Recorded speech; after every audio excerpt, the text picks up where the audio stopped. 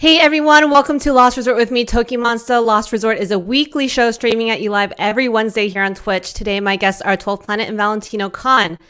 12th Planet is a DJ producer from Los Angeles who has been on the forefront of global bass culture since 2006, probably even before then.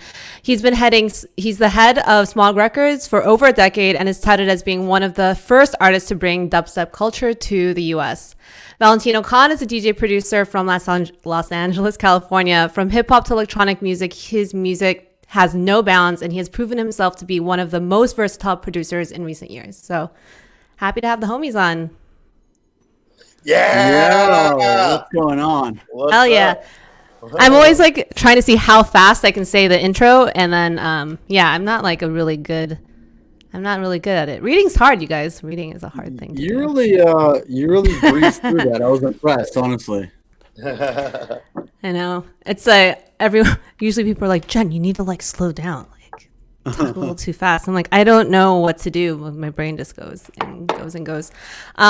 So let's start off. How have you both been doing 12? Let me ask you first. What have you been up to during quarantine? I've been,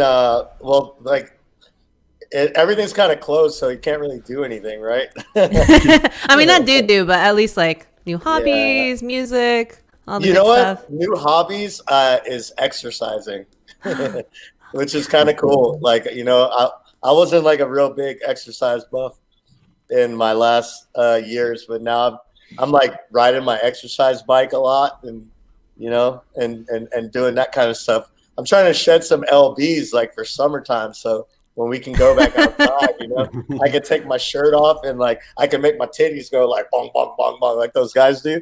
Oh, you're going to be the next. Yeah. It's Techno Viking 2021 is going to be you. Yeah. I want to answer your question when my food is arriving right now. So okay. Yeah. I'm sorry. We can talk more about 12th Planet, John being as the next LA Techno Viking. No, we have to have a different brand. So instead of being the Techno Viking, you can be the bass samurai. I don't know. We gotta think of a better. Of a better one. I bass warlock is fucking sick. That you are a warlock. You're gonna be. That's what I'm gonna call you from now on. I'm writing it down. I'm like, okay, 12th Planet, AKA. I want to be a warlock.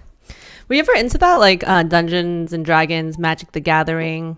Not really. I might have played it once or twice, but I played sports when I was a kid. Yeah, I should have gotten more into Magic the Gathering and stuff like that. Just I think the kids that were playing that stuff in my school, they weren't really down with bringing in new people, I know, it's kind of weird how nerd culture can be really exclusive sometimes. They it's super exclusive. Yeah, they won't let you in even if you want. You're like, dude, I wanna throw down on some cards, and they're just like, no, we just don't like you. Yeah, my GPA probably wasn't high enough too. I mean, yeah, I don't know if you have to have a high GPA to play Magic the Gathering. That's actually, I've never played it. I just remember they banned it from my school because kids were getting them stolen or gambling with them. Yeah, it was a big thing in middle school. Everyone playing that. You know what I just realized? I don't know if it was today or if it was this week. Was Holy Ship last year, and we're all on the same flight going back from Dominican Republic to Los Angeles. I was on a different flight, but yeah. You weren't on United, right? Yeah, you were American. on a. We sat next to each other. I went to Miami. Oh, you went from Miami? Yeah, we went to Newark. Yeah, that was a little bit of a sad day. But that was a very sad day. That was literally, well, I was going to say, the last time all three of us hung out together literally was, I always just feel like that it was day. your birthday. It was close to my birthday. That was we celebrated Toki's birthday, and then literally the next day Kobe died. And that was I always think of that. It's crazy. It was like that was the beginning of everything. Just when everybody talks about 2020 sucked, that was the beginning of it. Yeah, and it was it was not a fun day. Yeah, that definitely set the tone for a lot of the year. It's okay, it can't get worse, right? And then it just happened to get worse and worse. But today is a nice celebratory day. Yeah. Oh, you know. yeah. Joe So- Biden Day, huh? And what a great, it just feels different. But obviously, I respect everyone's political opinions and stuff. So don't want to be like excluding, Yeah. but at least for me, it's just, and for friends here, it's Yeah, it was the nice nice. speech. Did you watch it? I didn't wake up early enough. I woke up about an hour after. I mean, it was Yeah. East Coast time, It's- Yeah, it's like, a lot. 8 a.m. Like, the WTF is this? I know. I'll just have to watch it after the Yeah. show. And I yes, gotta watch the replay. Yeah. for first female VP as well, first Black woman, first First Indian Asian woman. as well. Yep. So Yeah, it's a big day, and he has appointed a lot of like really diverse, cool, talented, amazing, qualified people for his cabinet. So let's see. Let's go. Let's go and make sure. Let's see what wonderful things can happen this year. I hate to go off on a tangent, but we're supposed to share where we ordered our food from, right? So that comes on a little bit later. So we'll play our first song, and then we'll just talk about it a little bit, and then we're gonna like kick it and eat some food. Mine usually gets really cold because I order it way far in advance. I'm always usually eating pretty cold food. I just have to mention right now, they gave me popcorn. Yeah. I don't know why. They gave me popcorn in my delivery. I had to get it off my chest before it like blows up my brain. Is it they didn't give you something and they gave you popcorn, or they also No, gave you popcorn? They gave me everything. They just gave me popcorn on top of it. It never happens. That's nice. We're gonna big up them big them up later, because all you can do now is watch movies and I guess eat popcorn. So Yeah. that's a nice little touch. Very nice. Very nice. Valentino, what have you been up to? Yes, right. I've been mostly just making music. I've been trying to learn how to cook a little bit better. Very gradually making progress in that department. But yeah, I and then I don't know if John's watching as much as me, but just watching. I mean, we watched. Well, I mean, the two things that were really silver linings of this last year was the Lakers and the Dodgers winning it all in the same year. Which was amazing. And then I've been watching pro wrestling. This guy's my partner in crime with when it comes to pro wrestling. Yeah, I've been like a little bit behind, but I've been watching like Japanese wrestling and like AEW and stuff like that a lot. Yeah. Yeah, but it's almost Royal Rumble, so the Go Home show is next week. So it's like time to start watching. If you didn't watch all year long, Royal Rumble what kicks off the road to WrestleMania, right? Yeah. So this is like when the new season starts. Yeah. Yeah, man. How about this? So there's this like golden era of like wrestling, maybe in like the 80s and 90s. Yeah. Still going. Who's your most beloved favorite classic wrestler? Oh, for me, Hulk Hogan. All right. For me, it's got to be Stone Cold Steve Austin. Yeah. But, she said golden era. Like that's attitude era. Well, right? she said 80s and 90s though. Oh yeah, I forgot. I'm way older. Toki, you said 80s and 90s. Right? Yeah, 80s and 90s. I guess it can go as far back as you want. We can both be right. It goes. I mean, I think if I had to pick, it would go Hulk for the 80s, and then 90s got to be Stone Cold. Yeah. Yeah. Did he become a politician? That's not him, right? No, that's Jesse Ventura. Yeah. Oh, that's right. Jesse the Body Man Ventura. Man. He was the governor of Minnesota. Yeah, and he was married to Sandra Bullock, right? Isn't that his other thing? Did he? Oh, is that a different one? Yeah, too. You're right. No. You're thinking of Jesse James, the motorcycle guy. Yeah, the Orange County. Okay. Yeah.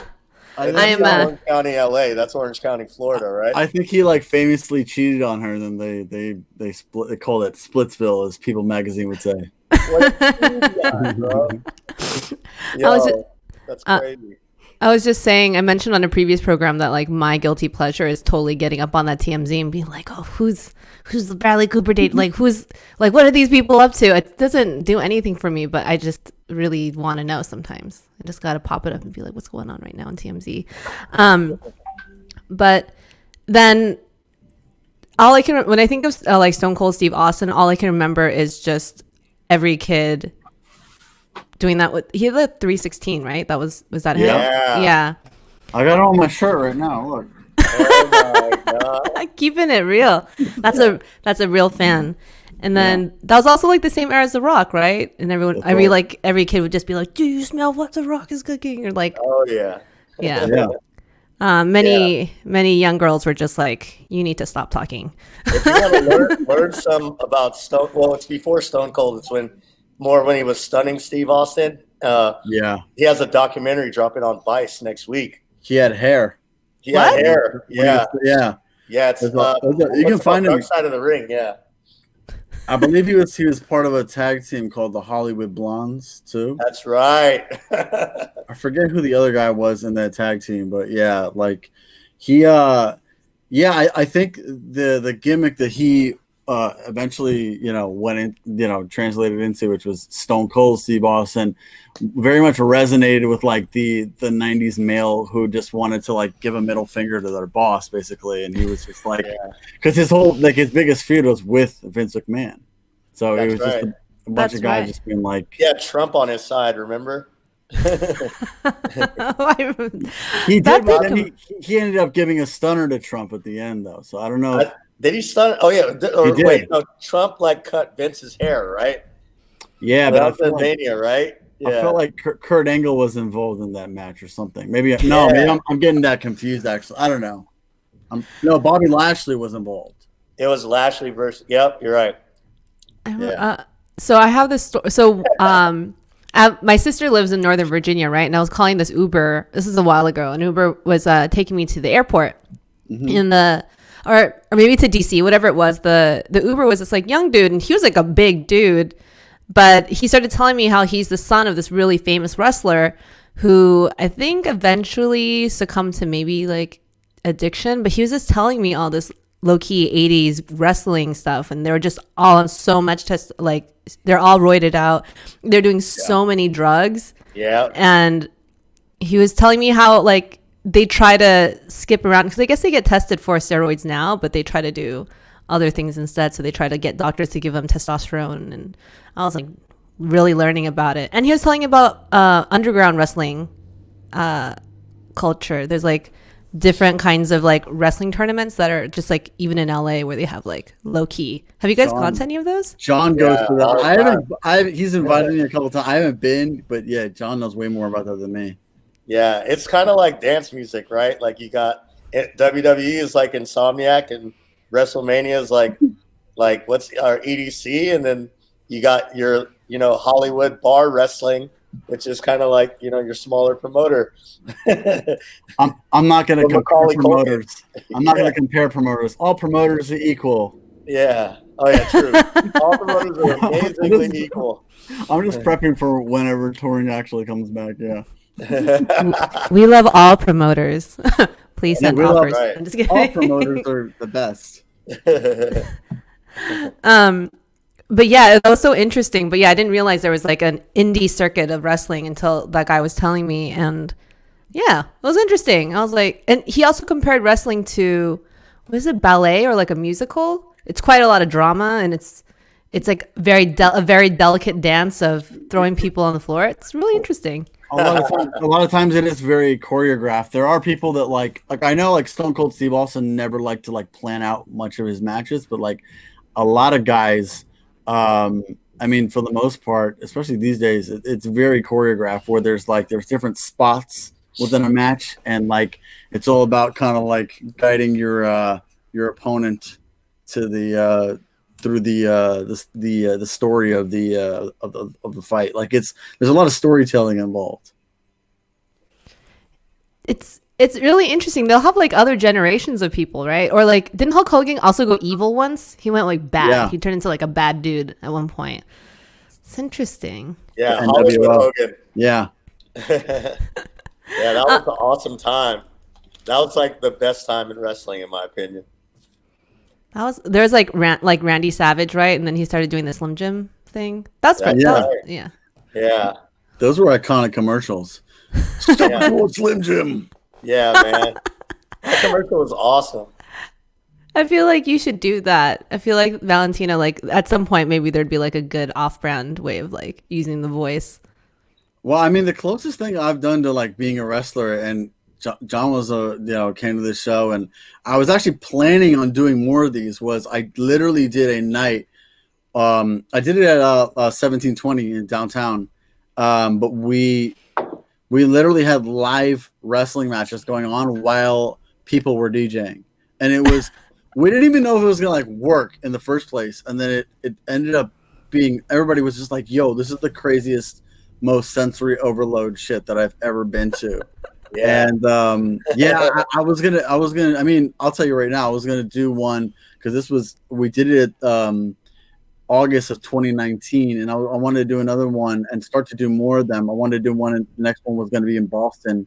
We were looking at like venues for SummerSlam of 2020, but none of that ever happened, did it? Yo, they're so close, bro. Yeah, well, that's still part of my plans eventually once things get back to normal. Oh, please invite me. I will. I'm so tired of saying that phrase, by the way. At this point, I'm just like, I feel like I'm ending every sentence of like, yeah, this, and this. When things get back to normal. I'm like, I'm just tired of it. It's kind of a trip. Like 2 of the people that were in the wrestling thing that you did at 1720 are on TV now. Yeah, Brian Cage and then I think Britt Baker was there, right? It was one of the girls. She's like on AEW now. I don't think Britt Baker was there. I would remember that. Yeah, but damn. They did. Yeah, I gotta look back. Yeah, because. That was crazy. Brian Cage was in the main event, though. Yeah, were you stoked to see this big, muscular guy just come running out of nowhere and beat the shit out of everybody? Well, the part that I didn't mention was I gave a Stone Cold Stunner to someone at the end of the match, and then I counted. Male or female? It was Eric. What's his name? Dude with the afro. I forget. You know him. He comes out as Darth Vader. Yeah, I know what you're talking about. Anyway, I gave a Stone Cold Stunner to him, and then I counted 3 for Brian Cage for the win. Actually, so I put on a referee shirt because the referee got knocked out. Oh man, I feel like I've seen photos from this because I feel like I've seen you in like a ref outfit. That's definitely been a thing. Please invite me next time. I'd really like to go. I think the only wrestling I've ever seen is like I went to maybe Lucha Vavoom. Do you remember when they used to have that? Oh yeah, at the Mayan, right? Yeah, that was. Yeah, the best Mexican one wrestling. is on Valentine's Day. That one's crazy. I think. I think who used to go to that is, you guys know Maria Govea, like Supermaniac, photographer. Yeah, she used to go to those, I think, and I would like see it on Instagram, and I'd be like, "What is this?" And she was telling me about it, but I never actually went to it. Yeah, I would have loved to. It is wild, and they're so acrobatic. I went to either the Halloween one or the Valentine's one, and I remember one of the wrestlers was just very, very extravagant and doing like lots of really crazy, very risky things. So they went on the second story of the Mayan Theater and jumped from that into the crowd or into a bunch of chairs, and I think actually really injured themselves. And so everyone was like, uh-oh, because I think someone had to come and like pull that person away, and that was like the star act. And everyone's like, okay, well, we hope that they get better. Shit happens when you jump off a balcony, right? Like, yeah, it was pretty crazy, but it was fun though. You know, they had Peaches came out and like did Peaches thing, and it was just like it was just crazy sideshow act. It was just insane. So that was pretty fun. When things get back to normal, as you would say, maybe we can all go do that again. Yeah. So let's actually listen to the first song. So 12th, you picked this one. It is Ray Vopel, Battle of the Bros, and this is the VIP edit. Ray Volpe. Yeah. I thought it was Volpe. I think. Wait. It's Volpe. I think it's Volpe. It's spelled It seems to be spelled Vople, but I'm not sure if that's just a typo. But the file I have says Vople. It's a typo. Yeah, it's Volpe. Shout out to Ray Volpe. Volpe. Okay. Ray Volpe. I'm gonna stick with Ray Volpe for 200. We got in a crazy Twitter argument over how to pronounce it one time. That's what I thought, and I thought it was settled that it was Ray Volpe. I think it's Volpe. Phonetically, and like how it looks like Volpe, but I thought I don't know. Yo, do you think it's like Romanian? What do you think that is? Someone needs to hit him up and ask. Yo, let's text him after this. Yeah. You know more about dubstep than me, so I might concede to you. I don't know. Well, I think the best would be he comes back. He's like, you guys are both saying it wrong. So off, you guys. Well, did he wrote you? That's so fun. He's like, the V is silent. So we're gonna listen to some of this, and then we'll start talking again. But let's hear it. The waveform, by the way, is a giant solid brick. Let's see how loud this one is. Ladies, gentlemen, and all knights of the round table, you're about to witness something quite unusual from your regular song and dance. Shout out to the chat. If you have any questions, let us know. Battle of the Bros. Two sides of a very distinct coin that will finally end with one winner. It's time, my friends, to end this once and for all.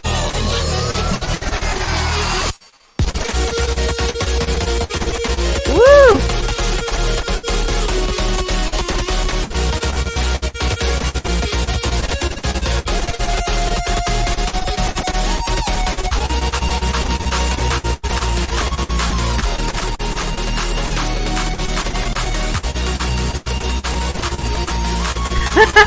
I hope I'm not off beat.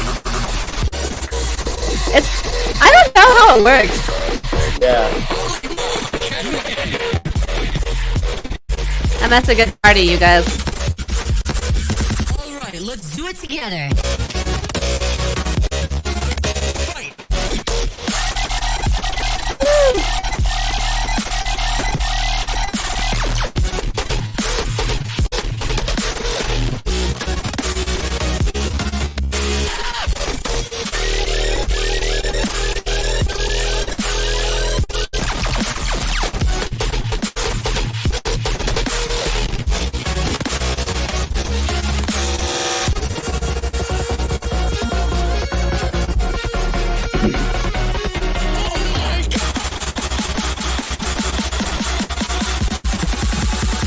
Step on my mark.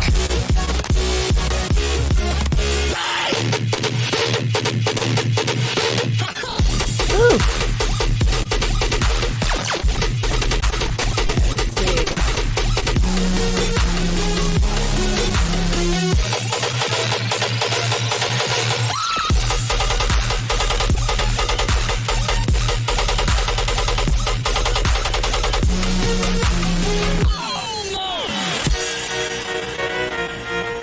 Hell All right. Yeah, you like that?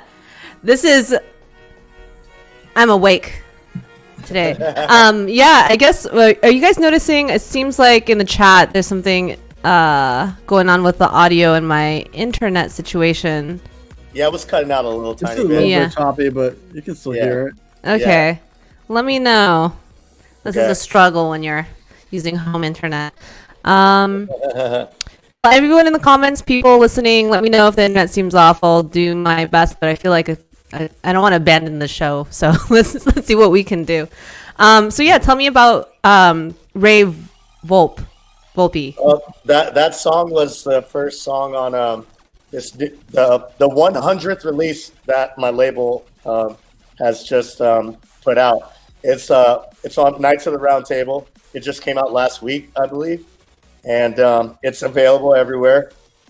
And Ray Volpe is one of my good friends that decided to put this song on the LP with us. I think he's originally from Florida or one of the Carolinas, and he lives out here now, and he's just killing it. Very young man. I think he's almost 21 or 22 or something like that. Wow. And yeah, he can write every type of music, and he is awesome. That's incredible. I mean, how do you go about like A&Ring and finding new talent? A lot of people come to us or come to me, and but between me and my label manager Vishal, we get more than we can handle sometimes.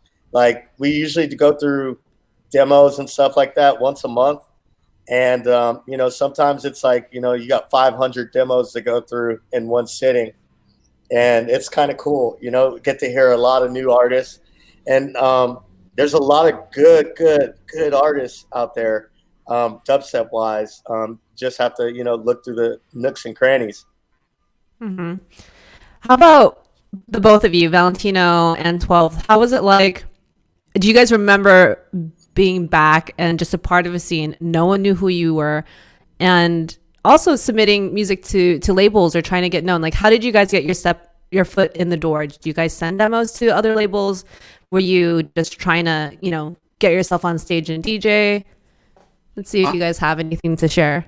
Yeah, I mean, for me, the support of my peers was always really important. Not just from the standpoint of how it, propelled my career, but also it's in terms of, what it meant to me. Because it's like, I love all the fan support, but it means a lot if someone that I know has like been through what I've been through respects my music. It means a lot to me. So that I think I just started to try to send it to as many people as I can, and then us as DJs, we share songs, so it's like I get my songs to like Diplo or to Bro Safari, then go into somebody else's hands, and then like I know I got into 12's hands. That's how we met. We met on a boat in Miami, and then no, we didn't. I have a different story about how we met actually. And then like from there, I still think you were. I still don't know whoever gave my music to Skrillex, to Sonny. And I feel like it still was you, but I still have never gotten the answer. But it's just like that's just an example of like how I feel the music like navigated its way into different people's hands. And yeah, then kids out there are very, as you see with 1001 Tracklist did not even exist back then, and now it exists. And now kids are very, very, they'll know my songs before I tell anybody. And I'm like, how do you even know this is mine? They have a good ear, and they have an appetite for knowledge in terms of like identifying these songs. So yeah, I think that's how my music grew. I think it's the game has changed a little bit since then, but that's my personal story. I don't know about 12. Mine's a little different because like I come from, I started producing drum and bass like in 99, 2000. And it was hard to get signed to like labels that were based overseas. So me and my friend, we just decided to put it out ourselves. So I put my first record out in 2001. It took us about 6 months to get it going, which is crazy, right? Like I put it out, and I think it was called American Retaliation, and it was like angered because of 9/11 and stuff. I was like a 19-year-old kid at that time. But like it was I just said, yo, if no one's going to put my shit out, I'm just going to sell it out the trunk of my car. And I've kind of taken that same ideology all throughout my career. When dubstep, when it was hard for me to get signed to overseas labels, we started Smog Records, and we started putting out our own dubstep records, throwing our own parties and doing that kind of stuff. So I've always been like a self-release kind of guy, or put it out on my own label kind of guy. I've never really like shop my stuff to other labels. I just want to jump in there. I think there is longevity in that, and it's a slower climb too. But I think like a lot of people that do that, such as yourself, like you'll have this grassroots fan base that it's just like ride or die for you over the years. And there's pros and cons to doing that, because it's a little bit tougher, but at the same time, you'll have that core fan base that you always want to retain. That's right. Ain't a sprint, it's a marathon, right? That's like the motto of my entire career, pretty much, actually. Yeah. So is mine. So yeah. I mean, it's interesting thinking about drum and bass back in the day, because I remember going to, was it like Respect? Is Respect still happening? Well, I mean, it's not happening right now, obviously. But right now. I was that the Hospital Record show or no? Man, I think Craze might be the last Respect show, Craze in Dillinger, back on Friday the 13th in March. And I think that was like right when everything got cut off. I remember him tweeting something about drum and bass around that time. Yeah, he was out here. I was there that Thursday, or no, I wasn't there, but yeah, him and some of my friends, they all went up there because one of our favorite artists of drum and bass all time, his name is Dillinger. He played, and if you ever, if you've never been into drum and bass, listen to some Dillinger. He's got 4 aliases. They're all sick. Trinity, Dillinger, and Capone. I forgot the 4th one. But he's got like hella aliases. He's got hella tunes. Like he's like he can go heavy, he can go jazzy, he can go musical. He's just like a beast. One of my top 3 drum and bass artists of all time for sure. Who's your other 2? Conflict is up there. They were a group for a few years and then they split up. And then let's say, whoa, that's a tough one. Dillinger, Conflict. I like Spore too. Spore is so sick. He's called Feed Me now, but back then, he was really good at drum and bass. You got to shout out E1 too, who's Kill the Noise now. Oh yeah, E1. I used to play his shit all the time. Evil Intent too, Bro Safari. That's right. Yeah. Yeah. Shout out to Craze and Juju. Like they kind of gave me a shot. They put out some of my first drum and bass like back in the early 2000s.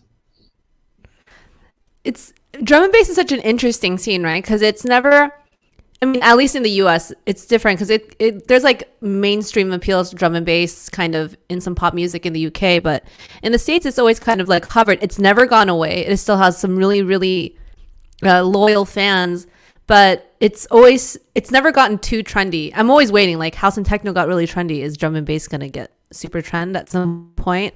But I noticed that throughout however many years from like when you start raving in high school till now, there's always still drum and bass. It has not gone away. And the same is actually with dubstep. People thought dubstep was a bubble and it would just disappear off the face of the planet. But I mean, it's alive and well out there. People are like shredding at some of these festivals. I'm like, wow, dubstep, It's defied the odds of a lot of people that just thought it was going to end up in like a Taylor Swift song and like never to be heard ever again as a genre. But like it's people love it and it's still around and I have so much respect. And I just miss a good rave, basically. I miss watching you guys DJ. I miss like hanging out. There's also no micheladas to be had at the moment, but I know. I mean, we've spoken on this. I haven't actually made it yet, but I feel like I can make the best michelada of anybody I know. Okay, I'm gonna. You gotta see, you know what? At first, I wanted to challenge you and be like, "Let's do like a michelada off," but now I'm wondering if I should just like not get too full of myself and be like, "I should just try it," and then be like, "You know what? I'm competitive," or just just give up. Just be like, "You know what? You get the crown, King Michelada." On your head. I haven't had yours, but Valentino makes a mean ass fucking michelada. I'll tell you that. Oh, that's already a cosign. That's a pretty good cosign. What was I gonna say? Okay, so now for everyone watching, this is the portion of our set where we basically eat food in support of local restaurants. You can go and pick it up, you can order it, but the main thing is that we're trying to help these small businesses. During this time, some of the artists in the past have chosen not to order. Because for them, they're using this time to work on their health or their cooking. So for now, it's time to eat. So let's start with you, 12. What did you order? Well, I'm like, since January 1st, I started meal prep. So like, I'm like eating these like frozen things that are like, they're like all under like 400 calories and shit. Yeah, I tried one of those. I couldn't do it anymore after a while. Like the same ones where it's like vacuum sealed, like flat like that. Yeah, this spot and then I switched like to a paleo diet. So like it's kind of strict. It's like you just eat meat and fucking vegetables a lot, and fruit, and nuts. All right. But it's working, so I'm like, I'm just gonna keep with it. Yeah. Damn. I did that, and I did I'm doing at the same time intermittent fasting. So you can only eat from like 8 hours of the day or something like that, from 12 to 8. Yeah, you gotta fit in 3 or 4 meals like in that short span. So it's like, whoa, you gotta time everything, and like I cook still, but like it's easier when you just have to nuke this shit. It's true. A couple minutes in the microwave and you're ready to eat. Do you find like Is this a new thing? Is this a 2021 thing, or did you start This this is a earlier? 2021 thing. January 1st, you got, January 1st. It's like a good demarcation point, right? Yeah. Yeah. I've heard people say that they think New Year's resolutions are stupid. I've actually had this conversation with someone. I'm like, you can't. Basically saying that people set these resolutions and very likely don't follow through. But I thought that was kind of a pessimistic viewpoint. I think if you give people a good starting point, whether or not you follow through, at least you made an effort that you wouldn't have maybe later on at another time of year. Yeah, I quit smoking last year, January 1st, and I went on 1 year. Yeah. Yeah. So that's a good demarcation point. I like that. I'm doing a dry January, but mostly just for January. Hell yeah. Until Super Bowl, right? Like, yeah, fucking football. I think the Super Bowl's in the end of January, though, right? I think I'm still going to be... It's February 7th. This week. Oh, wait, isn't it usually the end of January? Or is it always in February? It used to be, but now they have extended it an extra week so they could get the Pro Bowl in so people will actually watch it. All right. Yeah, the Well, Pro I guess... Bowl's kind of like the All-Star game. All right. Well, I'll be able to at least maybe have a michelada. I'll actually be able to enjoy. But it's nice to challenge yourself, Yeah, Kelly, vegan for 7 years as of January 1st. That's sick. Whoa. Wow. So Valentina, what did you get along with your popcorn? I got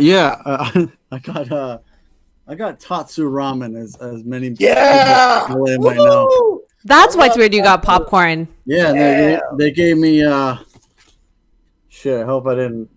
I was just making sure I didn't show my address to the camera, but they didn't have it on it. They gave me popcorn. I got some bowl ramen right here. There's a little bit of a setup to ramen. What kind of ramen did you get? Tonkatsu, of course. Spicy tonkatsu? I don't Regular know. ass tonkatsu? Huh? Regular ass, just straight tonkatsu? Just straight the bold tonkatsu, basically. Hell yeah. That one at Tatsu is bomb. It's really good. Yeah. Yeah. There's a little bit of a setup to it, obviously, but yeah. Shout out Tatsu. I think there's a Tatsu ramen in K-Town, right? In K-Town? I might have. I think I used to live down there. I feel like I used to go there. Like they have other. They don't just do ramen. Like you can get gyoza and stuff there too, right? Yeah, you can get gyoza. You can get pork buns. There's sal. I think they have a. No, I'm getting confused with somewhere else. Yeah, but everything they have over there is amazing, though. Sounds sick and nice and healthy. Is it? Okay, so. I mean, it's like kind no, of like, but if you just eat that, then I'm sure it's okay. Let's see. Like ramen's supposed to be like really high in like caloric content, but it's very satisfying and soothes your insides. Hell yeah! It does soothe your insides. It's bone broth, I think, too. So it has to be good for you in some way. You're getting like some collagen up in there, It's good for your skin. Nice nails. My skin's glowing. Hell yeah, man! Now you made me. I miss ramen, man. Fuck, I need to get some. When do you get to fit that in over when you're doing do you get to treat yourself? Like I'm trying to just do it for another few months, like 4 months, and just see how it goes, But it's a little rough sometimes, You get a little hungry. Oh man! Like the commercials come up for Carl's Jr. and Pizza Hut and shit like that. I just spilled this shit all over. It was such a bad idea. I need to get a paper towel. Okay. Yo, let's see it. All right. So in the meantime, we can do what I got. So I ordered from Shikarchi. Whoa. Where's that? It's in downtown. So this is recommended. I've never eaten. It's like I believe it's Persian food. So let's see.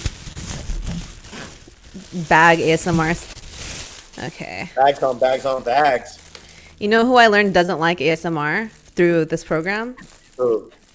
YouGod from Wu-Tang Clan. He does not like it. I feel like I learned a lot about life through interviewing YouGod. Hands down, if anyone wants a really interesting show to watch, that's the one to watch. Okay, so I got... These are grilled veggies, I think. Yummy. Trying to do some show and tell right now. Okay, so grilled veggies. I'm trying to do the healthy thing too, by the way. So grilled veggies, and then I think the side salad came with my order. Damn. How you spell this place? SHEKARCHI.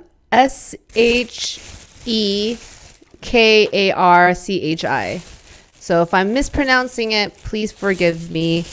Oh, I found it. Yeah, I don't know if it's good yet, but I'm gonna eat it and then I'll let you know. Some pita bread. I got this vegetarian stew that's made out of, I forgot. So I'll have to see once I start eating it. I'm trying to eat less meat. And I say that as I actually have ordered a big giant chicken kebab. Yeah. I got one of these. So I got one order, one white meat, chicken breast one, and one dark meat. And then it got I'm spilling on my laptop. That looks delicious. It's pretty fire. So now the great thing is while we listen to music, we can also eat some food so we're not staring at the camera. Yeah. It's good strategic planning. I hope. Oh, there you go. You're back. Okay, perfect timing. So we're gonna actually play your new song with Alice in Wonderland, Valentino. Yeah. So we can talk about it afterwards. So Alice in Wonderland and Valentino Khan, anything, and we will have a nice chat because I know this one just came out kind of recently. Yeah.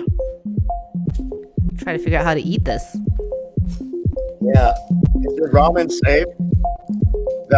It's better now. It's All right. let's listen to this as I clean up my Those eyes disguise our high Okay. bright lights Some sumac. decide the fire. Your heart beats fast despite the truth that love is blind. I just wanna feel anything with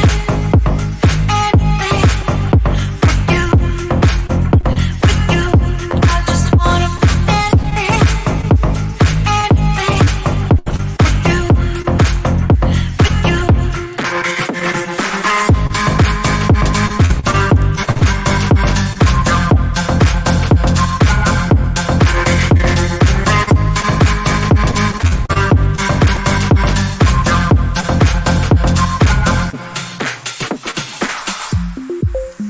This time, don't say goodbye.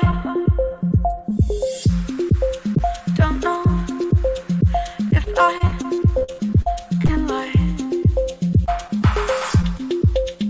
My heart beats fast, alright. Come home with me tonight. I just wanna feel anything with you. I just wanna feel anything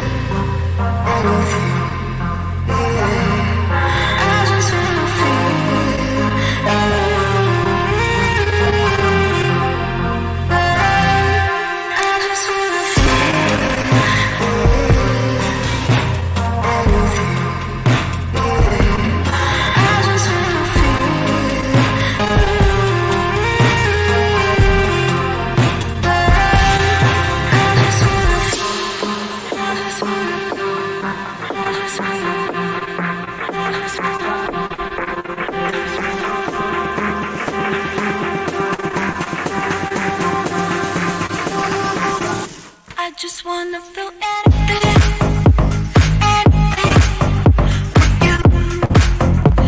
you. I just wanna feel anything with you. So let's talk about the song. It came out in November of last year. And so did you guys make the song before the pandemic, or did you make it during the pandemic?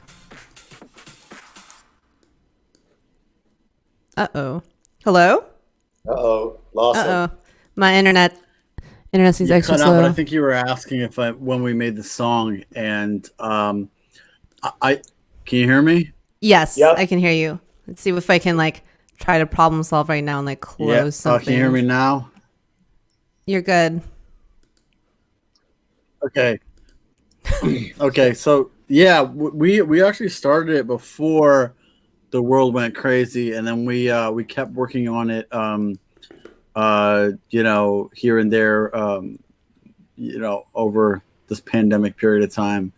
And we just had to really get it right. I tried like 10 different drops of the song, and then I realized, you know what, like the centerpiece of the song is really the vocal and the chorus, and it's so catchy. And I think that really helped.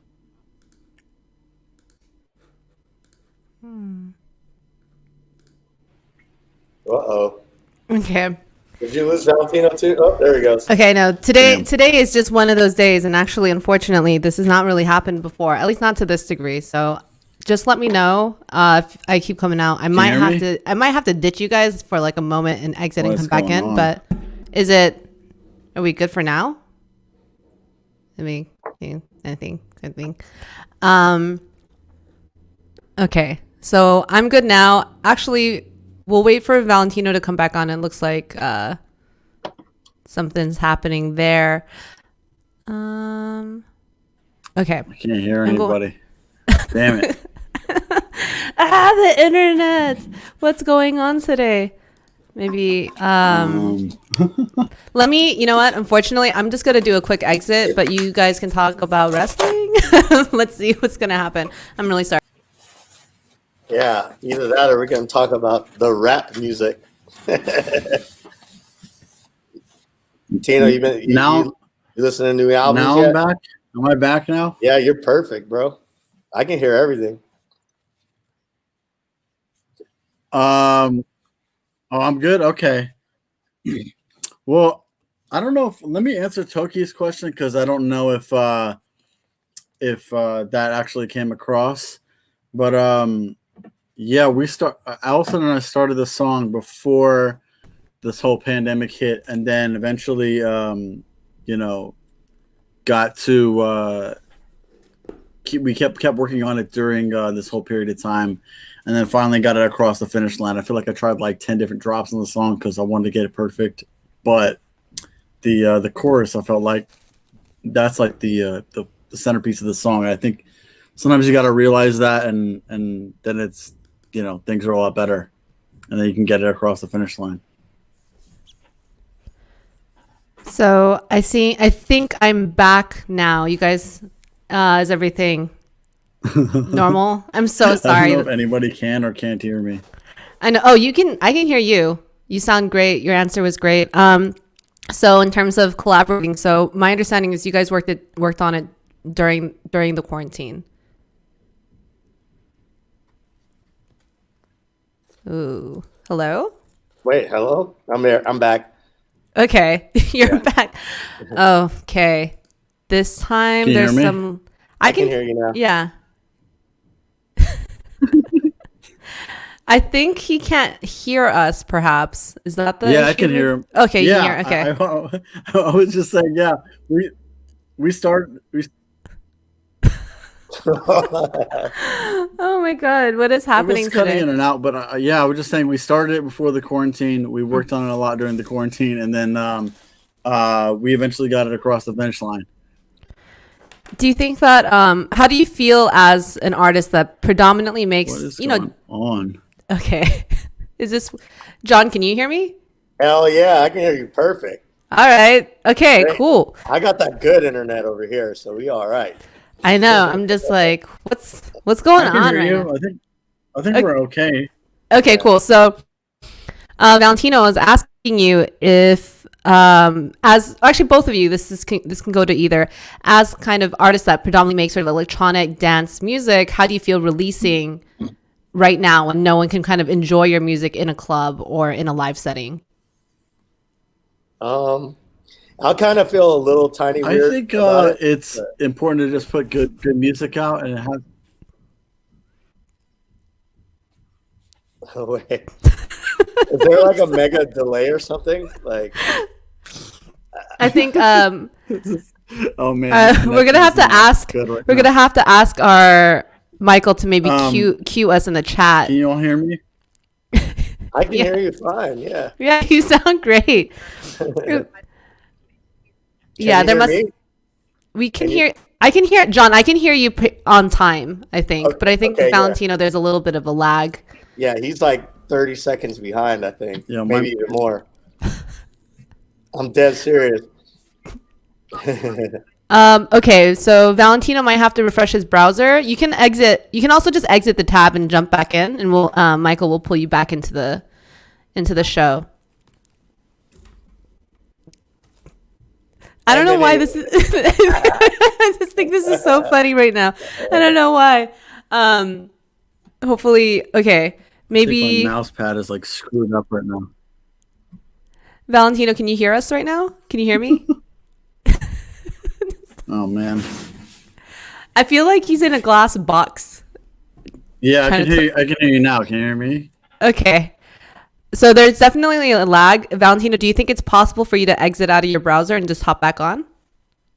I'm trying to, except I spilled ramen all over my mouth, so it's like not working right now. Yo. Oh no. Man. Oh no. What? You know what? Regardless, I'm still having a great time with you. Why don't we start with John? Because John, right now we can hear you pretty well. So what do you think it's like, basically, making dance music, releasing this kind of music without being able to play it live? Yeah, it's kind of weird, right? Because like most of the time, or at least for me, when I was writing or when I write music, like I think of like playing it at like EDC or something like that, you know, like playing it in front of like a shit ton of people and everyone going ape shit. And you don't really get that like that payoff, you know, like even at the drive-ins, you know, like there might be like 1,000 cars out there, but you can't even see them because they're like 30 to 50 yards away from you, you know, which is like half a football field, you know. But that's actually a really good thing if we can talk on that really quick. So you did Swamplex as a part of Insomniac's like Park and Rave series, and you're telling me now that it does feel kind of disconnected. Yeah, it's a little disconnected. I like the Insomniac one though a lot because they got nice toys to play with there, you know, so you can like still like get a really good show with it, but it's still like at the end of the day, it's like you're pretty disconnected from the crowd because there is no crowd, you know. And if you venture out into the parking lot, you know, it's like 3 people per car and they're like 15 feet apart and they're kind of like in their own, like, you know, their own little world, you know, and which is kind of cool too, you know. But you know, I miss those days when you used to be able to go with like, you know, 30 of your friends and just wild the fuck out, you know. 100%. You know, you can't stage dive now. I'll tell you that. Oh yeah, you're gonna land on someone's car and break their windshield, right? That would be pretty disastrous at this point. But imagine like someone like a Steve Aoki trying to put a raft and like just end up on the parking on someone's car. Someone just drives it around now. That'd be a new thing. Just like land it. So then with this whole scenario, I guess familiarize me with the Insomniac version because I've seen different ones that they've done. I know that there's also, you can park the car and you can be outside of your car, but just in a little bubble. Yeah. Is that the way that they're doing, or do people have to stay inside their car? No, you can get outside your car. You can like put a picnic table there. You can put a little, I think you can even barbecue in some places, you know, like if they let you bring it in, but you could do whatever you want in that little 15 feet of space. That is like your castle. It's like a rave tailgate. Yeah, it's literally a rave tailgate. And if you have a truck with a tailgate, that's like the most ultimate because you get an extra like 3 or 4 feet that you can like see above the crowd, 100%. It's so interesting because so I haven't gone to play one of those yet, but I had gone to a drive-in. So the Hundreds, they did this like double feature in Chinatown where they're playing Back to the Future 1 and 2, I think. And it's cool to watch a movie that way, but I felt bad as there's this comedian that came out and she was pretty funny and she did like a whole bit, but she can't hear anyone laughing. Everyone's inside their car. So the main thing you could do is like honk your horn if she makes a funny joke, but she held it together and she's still really hilarious. But I can't imagine what it's like to be a performing artist in that capacity where you really do feed off of people and you can't tell if anyone thinks you're funny. So you don't know if you're tanking or if you're doing really well because everyone's just kind of in there staring at you through tinted windows. I was going to say it's kind of a gift and a curse, right? Because you can never bomb. That's how these streaming performance, like DJing and streaming, it's interesting because no one's in front of you, but you feel kind of free because it's not like I'd rather have no one in front of me than two people that are just staring at me. It's like it's nice to just perform like you're just alone in your bathroom singing or something like that. Hey, you back? I think I'm good again. Yeah, I think this ramen spill broke my mouse. Oh no! Oh man, curse of the tonkatsu. Everything good has a price, they say, and the price was your mouse. But hopefully, you still get to eat most of it. Did you spill a lot of it, or? Say it again. Did you spill a lot of your ramen, or is there still enough that you can eat? There's still enough I can eat, but it just spilled all over my my what's it called? My mouse. I'm like my actual laptop mouse. Mm-hmm. So I'm using a different mouse now. I don't know. Using your trackpad? Yeah, my trackpad's broken. Oh no, damn! Dude. I think so. Yeah, that's a whole new motherboard replacement. It's I don't know. It's moving all over the place now. Oh, it's just annoying. Oh yeah, man. Dude. You gotta put that in a bucket of rice, right? You hang it upside down. Hopefully we'll figure out a good solution for you. This can't be the first time. I mean, you wondered all the beers that are spilled on CDJs. There has to be a solution for ramen on a laptop. I would think so. It's kind of sticky though. That's the thing. Plus Valentino rich, man. You could buy 3 new ones. And faster too. Let's know he made Deep Down Low. Come on. That's the thing that I was actually about to mention that earlier for Valentino is that he made such an incredibly viral song, and viral as in everyone liked it, and it still pops up in things, and I hear it in commercials. And did it have its own dance? I feel like it got viral in a TikTok kind of way too. Went real deep. There's been a couple of my songs. I did a song called Pump that ended up kind of going viral on TikTok, and then I did a song called Better with Wookie that went viral on TikTok, and that kind of had its own dance that people made. So it's I spent $0 on all this marketing behind it or whatever. I know a lot of people try to do that, but it just happened organically, which is kind of crazy, honestly. Yeah, that's great. I mean, I'm just sitting there going when am I going to get my viral TikTok hit? But it hasn't happened yet. Yeah. And I know that there's for everyone watching right now, there's actually companies that you can hire that will help you try to viralize your music by making memes out of it or content. Whoa. And it's it's a real thing. They'll just, I think this is some industry low key. I think the Black Beatles song, I think it also started off really intentionally. They wanted that to become a viral meme. Because that's the one where everyone froze, right? Everyone froze. Oh, yeah. Yeah. That's exactly. The greatest dance of all time, right? Because it's doing nothing. That's it reminds me a lot of Airbnb or Uber. They're the biggest hotel company with no land or hotels, or the biggest taxi company with no cars. It's all about novel ideas and good branding. I mean, hell yeah.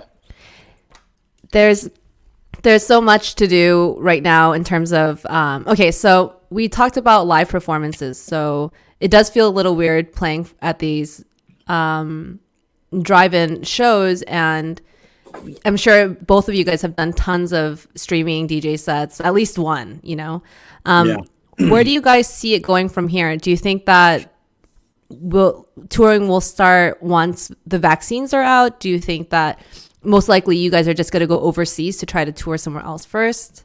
I mean, it's hard to predict, but I'm curious. Yeah, I think it's going to depend state to state because, for better or worse, that's kind of the policy that's been dictated was like the states are kind of responsible for opening and setting these guidelines. So I think, like certain places are going to be a little more open and certain places are going to be doing better than other places. So it's really going to depend a lot on that. And I think, I don't know. I'm being optimistic that by, fall things are a lot more normal. But I think a lot depends on the vaccine rollout and like, if they get it to people that are actually at risk, which is mostly, 65 and up, people with pre-existing conditions, things like that. I think will really make some headway into having some normalcy with like live touring. Yeah, back to drinking Hypnotic again. I miss those days. Yeah. Oh man. I do. So, what's interesting is I actually went and got a flu shot yesterday, and I was talking to my doctor about vaccines and, if they're going to have it, when they'll be able to dole it out. And she said very likely or possibly by spring. So by spring, that'll open up the doors to people not in phase 1. So phase 2 people are us, like regular, normal, not highly affected, not super at risk. And that seems like kind of soon. And if people decidedly do it, then maybe we can start touring again. But I know a lot of people are really skeptical of vaccines too. So I don't know. I was curious what your guys' thoughts were on that. Do you guys think that you're going to continue trying to plan for tours? You guys are trying to book shows? Say it one more time. Okay. Why don't we switch it up? I'm actually really curious if I should be playing any more music. Do you guys, anyone in the chat, am I still breaking up? Feedback. Maybe a little bit. Okay. For the rest of the program, I might actually opt not to play any more music just to keep it a little bit more pulled together. If you guys have questions, though, I'd love to ask our guests the questions whenever Valentino comes back. I hope his computer is okay. Let's say. Oh, yeah, that sucks. Let's ask. Okay, so 12th, while I have you here right now, where do you see dubstep and rhythm heading in 2021? It's 2021 now, correct? Yes. All right, cool. I don't know either. It's like it takes me 6 months just to like relearn how to write the date, and then by the time I get it, it's like 2021. Then it's 2022, and you have to like relearn it again. Yeah. There's been like this new wave of dubstep that's kind of like been becoming like more and more popular throughout the genre. It changes names all the time, but some people call it melodic, some people call it color bass. But yeah, I think like it's going in that direction. You're gonna hear a lot more musical stuff coming from most of the artists. If not, it's already happened. Mm-hmm. Yeah. As someone who is a veteran in the world of bass music, both of you guys now, you guys have been doing this for a while. How do you see yourselves kind of mentoring the young? So John, obviously, 12th Planet, you have a label and you're finding really young talent and you're putting them on a platform. Valentino, what are some ways that you feel as though you're helping kind of the new generation of music makers? I think over quarantine, I feel like I discovered a bunch of young artists and upcoming artists that I hadn't heard of before. And just because I've had more time to dig and like actually make those connections. And I think like I was alluding to before, it definitely helps a lot when, you're able to provide that platform and that support just through putting it in your mixes and your sets. Cause you'd be surprised at just how knowledgeable and how, passionate everybody is about digging and finding that new music within those sets. So I think that I always try to continue to to keep that tradition of like discovering new artists and putting it in my sets, because I like playing stuff that I think is cool, but maybe not everybody else knows yet. So and I think that everybody will think is cool. So that's kind of been my game plan this whole time. Yeah. It's always nice to see, how artists have helped you growing up. When you started, someone put you in a mix and that really got you a lot of attention. And now being the artist that people listen to, having the opportunity to now put other new artists on and allow them to kind of thrive and to help the culture. And that's the one thing that's so amazing about electronic music, is not across all spheres, but I find that everyone's pretty supportive of each other. Like there's not too many like curmudgeons. I mean, there's a few curmudgeons that exist out there, but for the most part, everyone's always pretty nice. It's a group of people that are making computer music. So it's like, how cool can you be, really? So can we talk about music that you guys listen to that's not in the same genre? Like, John, what is something that you listen to that's not dubstep? I don't listen to dubstep. I think dubstep. Like, I listen to dubstep on demo days and, when we're checking out new music. But for the most part, like, if I'm just hanging, I listen to, like, a lot of lo-fi. And I listen to, like, a lot of digs.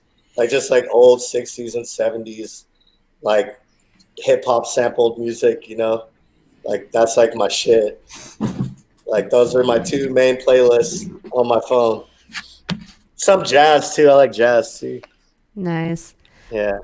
Valentino, what is something? What are some genres or some artists that you listen to that's not in like rave electronic bass sphere? Yeah, I mean, in my free time, I mostly listen to rap music, honestly. But I listen to pretty much everything. Like, I started out making music sampling before I knew how to play piano. So going through that and like online digging for samples like gave me a big appreciation for 60s, 70s, 80s. All these other kinds of music, old soul records. So I kind of listen to everything. It kind of depends on my mood, but I mean, yeah, mostly rap music if I had to say. Okay, important question. Best rapper of all time. I'll let you guys pick two. I'll let you guys pick two. I'm gonna say this is gonna be a wild take. I'm gonna say when it's all said and done, like when his career is over, I think people are going to look at Kendrick Lamar and say he is possibly the best rapper ever. Yeah. Because to me, it's like he has everything. He obviously is a great lyricist. He has songs that are club hits, and the subject matter that he's talking about is really deep and thought-provoking. And I think it's like, what else can you kind of ask for? You know what I mean? And he has like a multitude of different flows. So it's just like, I don't know, what else can you ask for out of a rapper? I have to agree with that wholeheartedly. Mm-hmm. I'm not saying you can say that yet now, but I think by the time it's all said and done. I mean, even right now, he's right now I put him in the top 10 right now. Yeah. For sure. He's such a, what I like is that he's a really diverse artist as well. He doesn't just rap on normal rap beats. He can rap on like Flying Lotus stuff. He can go pretty out there and still find a way to express himself. Because I don't know if you guys experience this with a lot of rappers. Some rappers can only rap on certain types of beats, and they're like, if they hear too much stuff in it, they can't follow it. But he can rap over almost anything, assuming that he likes it.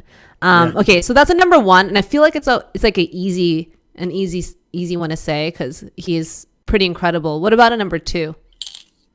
Let's say like an older rapper, like if you think it's like Nas or if you think it's Eminem. I like Eminem is up there too. I kind of didn't like. There was like an era of Eminem that was kind of like weird, but he like his last album, he came back strong. Mm-hmm.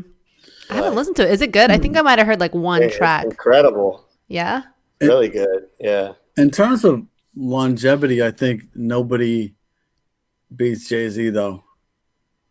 Longevity? What about Ice Cube? I don't know if I would. Well, yeah, I mean, like in terms of like, I don't know, like actually having success with their albums over the longest period of time, I think nobody beats Jay-Z. I don't know if Jay's like, he's a great lyricist. I don't know if he's the best in terms of like literally comparing him to the best of the best. I mean, he's up there. But like Yeah. in terms of longevity, like I don't think anybody can beat him. Yeah, Flumstradamus says Hove's catalog is ridiculous, and he says that he has the longevity and the impact to back it up, and is a great businessman that's embracing life. Yeah, Jay-Z's kind of like an empire. He's so much more than just a rapper too, you know. In the words of Jay-Z, I'm not a businessman, I'm a businessman. You beat me to it. You beat me to it. I remember reading that he would never write any of his he wouldn't write his raps down. He would memorize it all. I mean, at least in the early days, he was just all written just with it in his head. And I always thought that was super impressive. Like anytime you see a rapper that can do one take and not have to punch in, that's also really impressive. Yeah. But I don't know. Yeah, remember when rappers used to write lyrics? Now they got them on their iPhones and shit. That's true. And it just like kind of looks like they're doing a selfie the whole time they're in the booth. No more book of rhymes. Yeah. No more. I wonder if I feel like some artists want to be old school. They'll have like a pen and paper and they'll write it out. But for the most part, everyone's writing it down on their phone or on their laptop. Everyone's going to be blind one day. I wonder if that's a thing. We're just all going to be blind. I hope surgery and like medical industry really improves because we're going to all need LASIK one day. So let's see. I mean, I want to play at least one more song right now if my internet's been stable. Has it been stable enough? You guys think we can do this? Yeah, it's all fine and dandy until you start playing music. All right. Let's see if we can. I don't mind. I can like listen to, music all crackly. It's IDM now. It's a different genre. I just want to point out, if I look completely distracted, my mouse is going crazy right now. It's just like my trackpad. It's just like clicking on. Imagine if somebody like hijacked your computer. Basically, that's like I'm trying to like keep you guys on the screen, being able to hear you.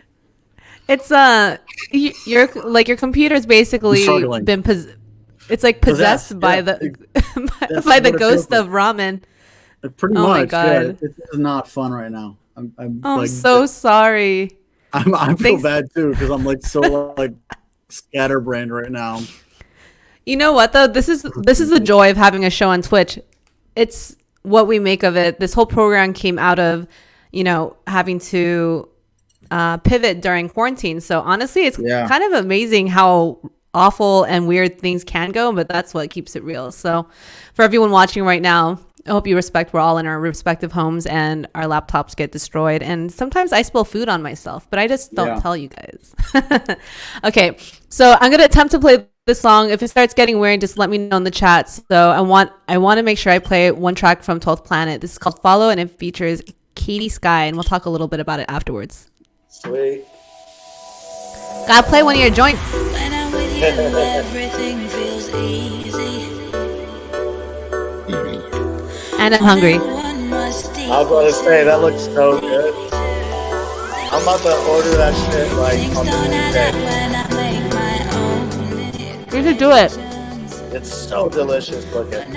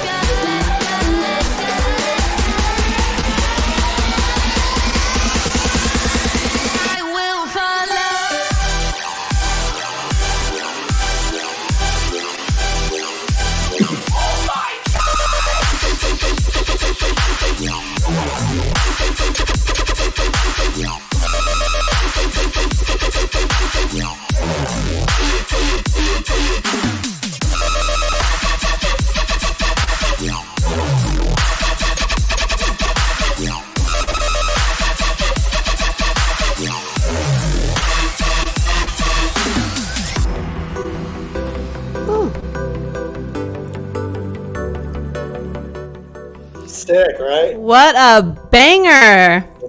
It was all like in your feels, and then it just basically like shredded my brain afterwards. During COVID, I was writing like a bunch of like more musical stuff, you know, like just because like it's hard to like write bangery shit when you're just in your room by yourself, you know.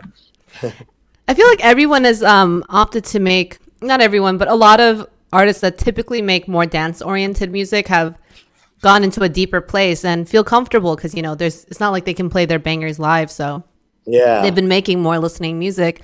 Tell me about the song. Like, how did it come about? So that song came out like in November or December on the last Disciple compilation. It's called Disciple Alliance. We do it once every year. We do like a song with all 20 of the artists that are signed to the label.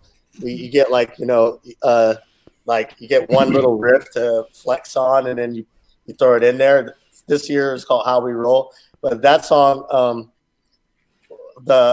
one of the guys that runs the label, he wanted to make this compilation a little bit more like musical, and so it was like kind of like a challenge. It was like, all right, let's write some like, you know, real songy type stuff to show that I can still I can do it, you know. But if you look through my catalog, I got a lot of songs that kind of sound like that. Mm-hmm. That but I just got known for, you know, the more heavier stuff, you know. Yeah. So it was kind of like I wanted to, you know, show people I have feelings too. You do have feelings.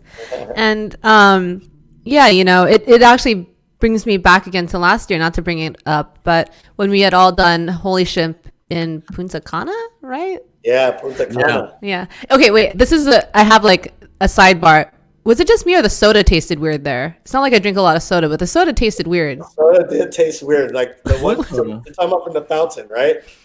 Just even like the bottled sodas, because you know if you had a rider and you just asked for a chaser, they'd give you like some Fanta thing, but it tasted weird. I was like, I don't know if I should drink this. I don't remember that, but I don't know. Maybe I had too many pina coladas. I don't know. I do love a pina colada. That is my tropical drink of choice. Some people are into daiquiris and mojitos, but I like a pina colada. It's my number one. If you ever did like the OG holy ships, which were actually on the boat, you would get the BBC, which sounds wild, but it actually stands for Banana Bailey. I was like, where is this going? I remember that, dude. Banana Bailey's colada, and it's at the VIP bar, right? It'd be at the artist bar. But I think you get it on other places on the ship, but they didn't always have it. But that's what you get. I think you made me drink that shit a few times, man. It's actually very delicious. Yeah. Oh man, it sounds delicious, right? It's got Baileys in it, right? Yeah. Mm-hmm. Oh man, yeah, that shit was fucking delicious. You should start asking your friends that now. And you guys want to of interest too? But I like the Dominican Republic one because it was like, yo, let's just pull up on this restaurant and it's free. You know what I mean? All the drinks are free. All the food is free. Like, I'm like, I want some spaghetti, and then they just cook that shit for you. Like, wow. Crazy experience to be at somewhere that's like all inclusive. Yeah, it was pretty funny because I don't know if you noticed, it was still open for the regular public. So there's like families with kids as well that were just like hanging out. I'm like, whoa. The music was on the far side, but very confused. Yeah, I know. What is it? I think it was EDC Korea. So I played EDC Korea, and I remember it was at a theme park, and it was also still open to public. So they would have these big trailers that were Patron stations, so you could go and get shots of Patron. But then you see these dads with like babies on their like strapped to their chest, stop by and stare at it for like a good like 2 minutes, going like, should I get one of these? And then like pause and then stop and like walk away. But I thought it was pretty funny because there's just all these like Korean ravers and then Korean families, because I think the theme park was like a children's theme park, but it was pretty funny. I like when these when worlds collide, you know, everyone's just like sitting there raving with their kid on stage. Shout out Power Man 5000. Why did they do that? I don't know if you guys got that reference. They did that song. This is what it's like when worlds collide. Oh, yeah, Oh yes! Oh my god! Yo, What an era! Wow, what a show! New metal was a really interesting time. There's also the Rob Zombie stuff, and then I started. Oh Is crap! Rob Zombie considered new metal? I don't know. No, I don't think so. But it's just like an era. I'm just thinking of like that era where you just see that, but it would be on TRL on MTV. Or Beavis and Butthead and stuff. It was basically like, it was, to bring it all full circle, it's basically like rock music they would play during pro wrestling shows. It's rock music that they still play at wrestling shows. Yeah, it's actually like Triple H's theme song when he comes out. It's like Triple H actually had a sick theme. Triple H got Motorhead to do his theme. Yeah, it's like Lemmy, right? Yeah. I mean, no, it's like I mean, it is, but it's just straight up Motorhead song, but it's so good. Let's try to ask. Oh, let me ask you guys. Oh wait, I went on a tangent since I started talking about soda, but the point I was trying to make was when we're still focused on making emotional music or music a little bit more in your feels, and this idea where artists get basically pigeonholed. You know someone for making deep down low, someone for making dubstep. It doesn't mean that they're incapable of making maybe a classical album. Who was it? Was it Borgore that did a jazz album? Do you guys remember that? Yeah. He did that. Yeah. Trying to fully prove people wrong right there. Yeah, I mean, that's, for me personally, that's been a like a big thing, because I mean, I just remember all throughout, like, especially when I was starting out, people didn't really know how to place me. They'd be like, at first it was like, oh, he's the Moombahton guy. Then I had to be like, nah, I'm more than this. Then it's like, oh, I guess you're the trap guy. People like love doing that. I'm like, nah, I'm more than this. Then it's like, you're this guy, you're that guy. And then I think over the course of time, people have kind of seen, at least for me, is just like, I think people do want to like define me as something now. Really, like, house music has become my bread and butter, but I still like to hit people with different looks every now and then. Of like, oh, like, I mean, like the DJ Snake remix I did, like, ended up being kind of like a dubstep record, which is like, I've like never done before. It's like, I just try to do what makes sense and what I think is dope, and I think I just want to personally be known as like by the time it's all said and done, like, oh, he just made good music, He's a great and diverse producer. I see more of that with a new generation too. Yeah, I mean, I think that you're a really diverse producer. The one thing I feel like that strings all your music together is how you mix it. Like how your songs are mixed and the sounds that you choose. It's like they got some thick songs. You know what I mean? Three C's. Yeah, I've always tried to kind of break the rules, especially in terms of mixing. And I think the number one like thing that I always have like tried to even tell people is just like, if it sounds good to your ear, stick with it. Like, I know people get caught up in, the mathematics of things and like, oh, you're supposed to do this because that's what the textbook says. But it's like, also like people hearing it, they're not going to know any of that shit. So it's just like, don't get too caught up in the mathematics of it, and just go with your ear over anything else. Yeah, redline and distort everything.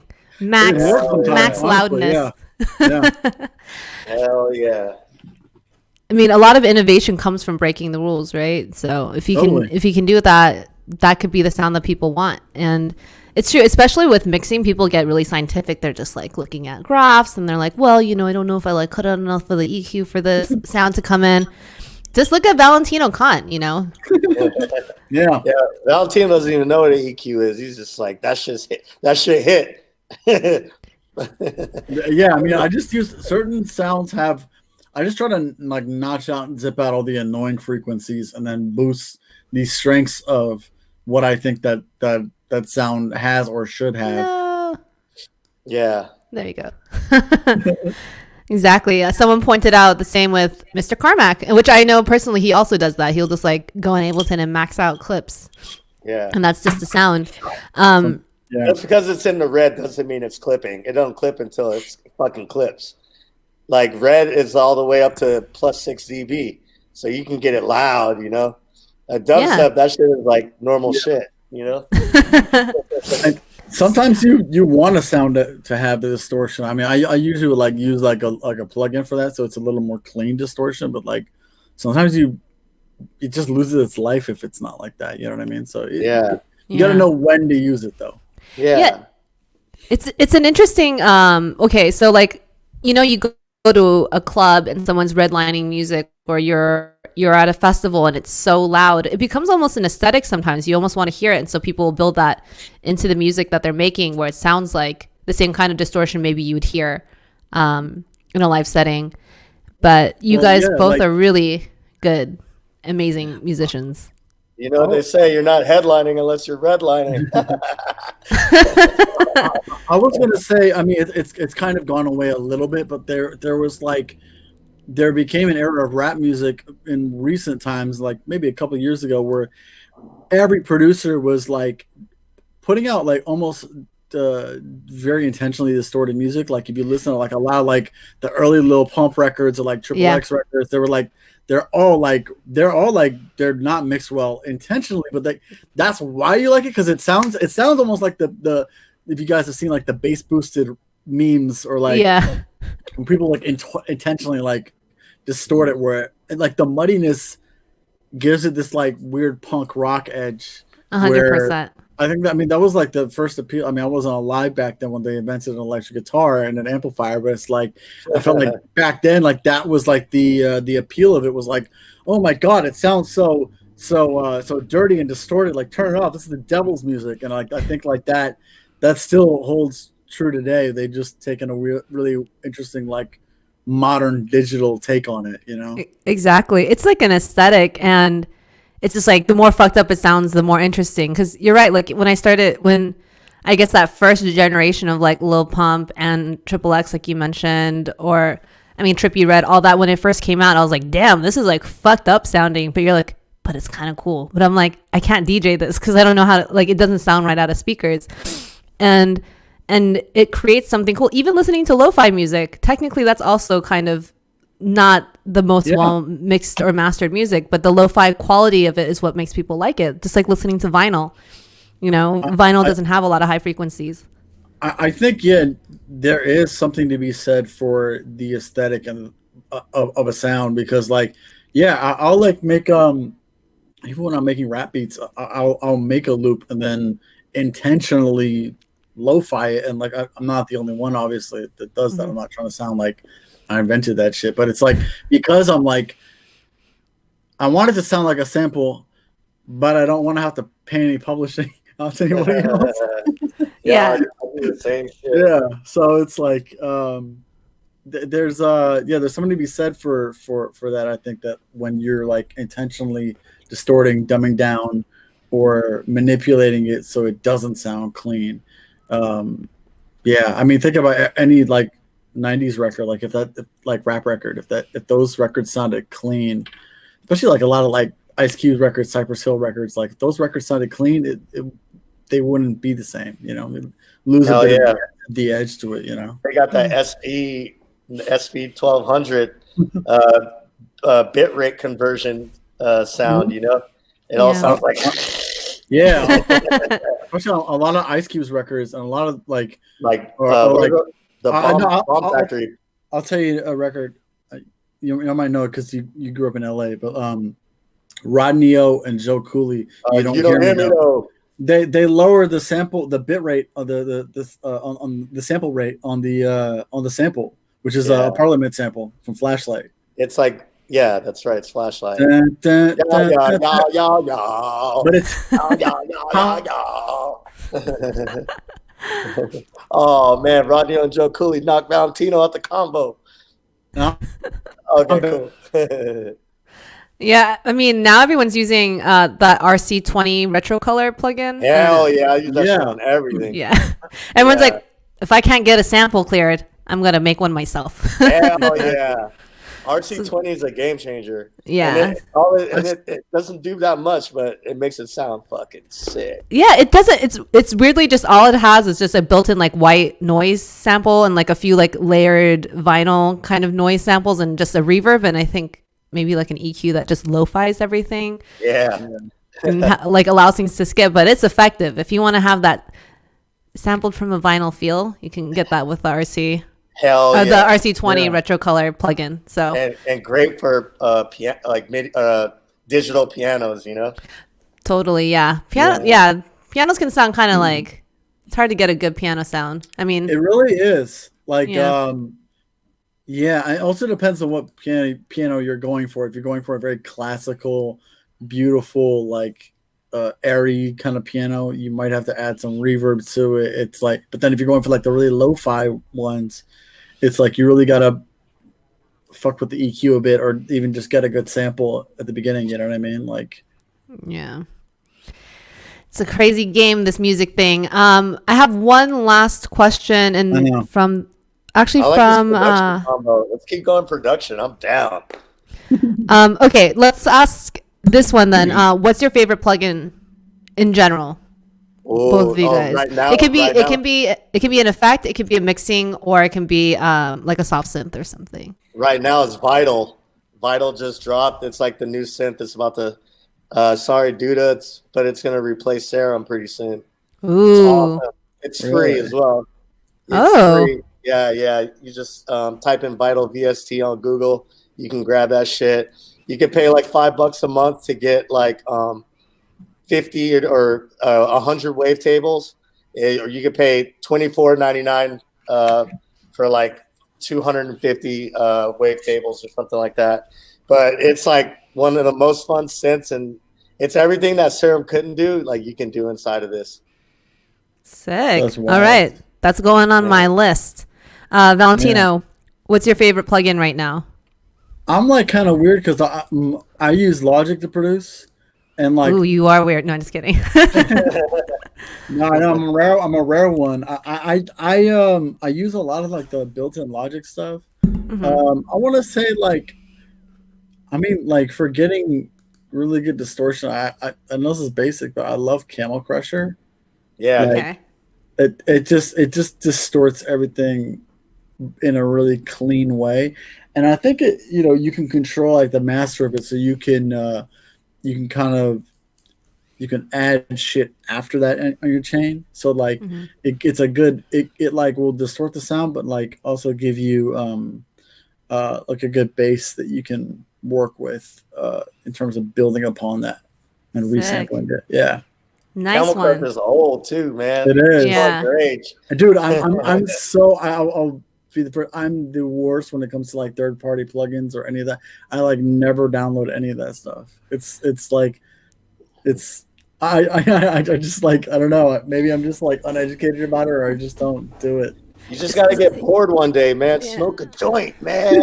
Sometimes plugins, man. it's like finding new music, sometimes it helps if someone's like, hey, you should check this out, and then you're like, oh, cool, and you just like, it changes the game for you. But also Facts.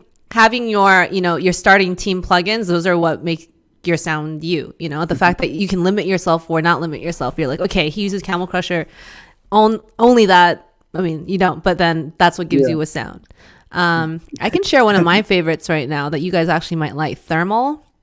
What is it? So Thermal is let me see, it's made by Output, and it is super super cool. It's like a saturator / distortion, and their UI it's just really fun to use it. It's really pretty, and they just have almost like a crossfader for kind of like a dry to wet signal, but you can also kind of has like an XY axis, sort of like a chaos pad, but it's just way funner to look at. I could just I'll like send it to you guys later, but it's super super fun, and you can like get some really fucked up like cool distortions from it.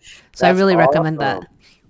So hell yeah, that's my favorite of the moment, Thermal by Output. I'm looking at it. It looks really, it looks almost like an infrared heat map kind of thing. Yeah, it's super easy. That's what I like too. It's like all the IDM kind of like complicated things that would be more complicated, but they made it pretty simple. And you just sort of turn this wheel around and it moves a circle, and it's sick. It's really, really sick. Interesting. So that's my recommendation. I know we're going a little over right now, so I just want to say for the both of you guys, thank you so much, 12th Planet, Valentino Khan, for joining me. Thanks to the chat and everyone who tuned in. Valentino, I hope that your computer is going to be okay. Oh, yeah. I hope the ghost comes out of it and we'll be able to manage. At the very least, I disabled my trackpad, so I should be able to at least use it with a mouse. But yeah, I'm glad. I know we had a bunch of technical difficulties, but we made it work. What a day, huh? I know, right? I know, but it's so nice to catch up with the both of you. And honestly, I really thought we had a pretty epic time last year in another country, but I mean, we can't go there now. But one day we will again, and we'll be able to hang out. And I want to see some wrestling matches. So next time you guys go to one, whenever we can, please invite me. I'd like to go and see all of it. I want to take you to one of the indies. I know you'll love it. I heard it's super fun. We've taken people that like don't know anything about storylines of wrestling or like don't even really care about it that much, and they'll still have a fun time. I took Diplo to his first one, and I've never seen him. Oh, yeah. Very like usually like jaded, and oh no! Just at the very end, we lost him again. Yeah. Okay. All right, so I'm gonna take it that Diplo usually tries to be too cool for school, but he let loose for some wrestling. I think we might have actually fully lost him. He's pretty frozen on my side. No. I guess we're gonna have to do our little outro. Yeah, there he is. Oh, you're back. You're back. Oh no. Oh no. Where does that deep down low money go? It doesn't go towards your internet. Come on. I guess we're going to just have to say goodbye. So thanks to everyone in the chat for joining in. Again, thanks to the guys. And next week we have Felix Cartel. So bye, y'all. Thank you. Thanks for having us.